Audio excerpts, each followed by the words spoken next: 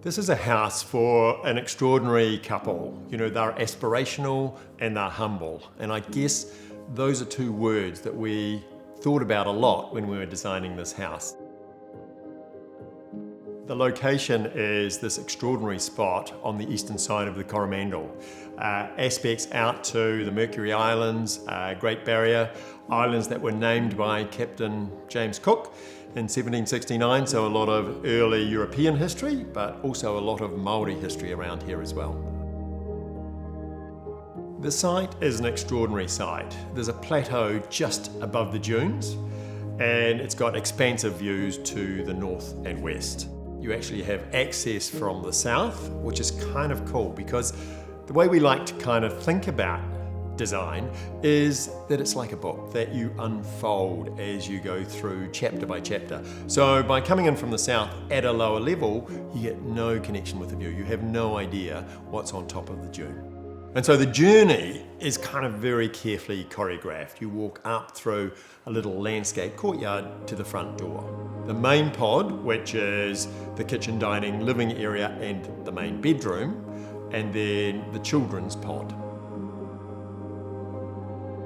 There's a very interesting gold mining history that was one of the inspirations for the home design. We found this extraordinary drawing of the old gold mine shafts. And so we actually reinterpreted that and actually put a series of diagonals into what's really quite a horizontal building. But we wanted a home that actually kind of had a bit of scale that related to the scale of the landscape. And so the idea of these kind of light shafts, light mines that we call them, kind of was an idea that actually we talked to the clients about. And after a lot of negotiation, they embraced them. And one of the nice things that these shafts do is they talk to you about the time of day or night. There's this constant movement of the sun coming down through the shafts that animates the space.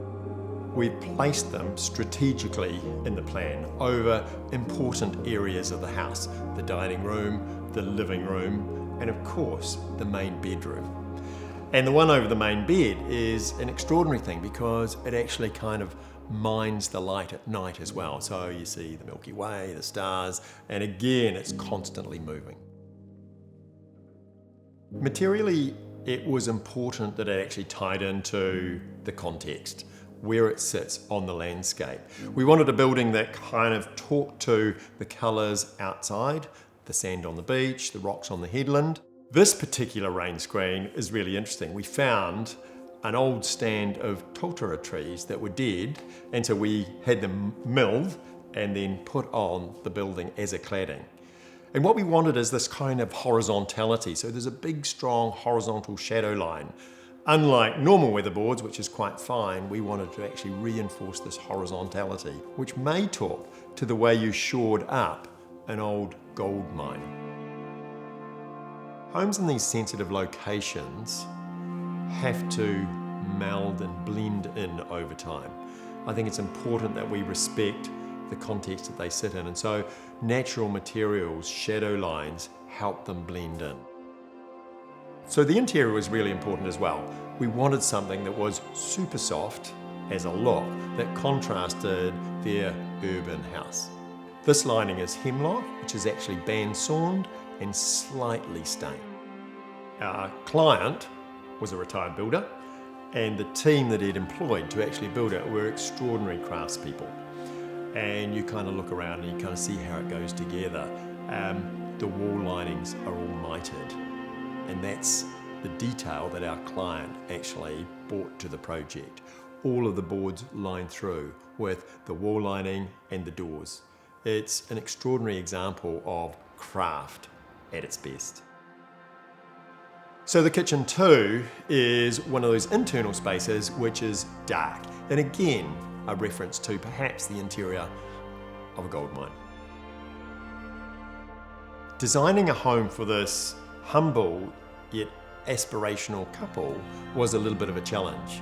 We like our architecture to be a little bit played back but also memorable, and I think the light shafts, the light mines played into that idea really neatly. I think it was Louis Kahn said that a brick doesn't know how good it is until the light shines on it.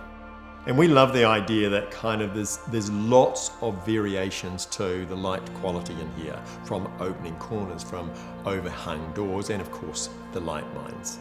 And it tells the story of the day.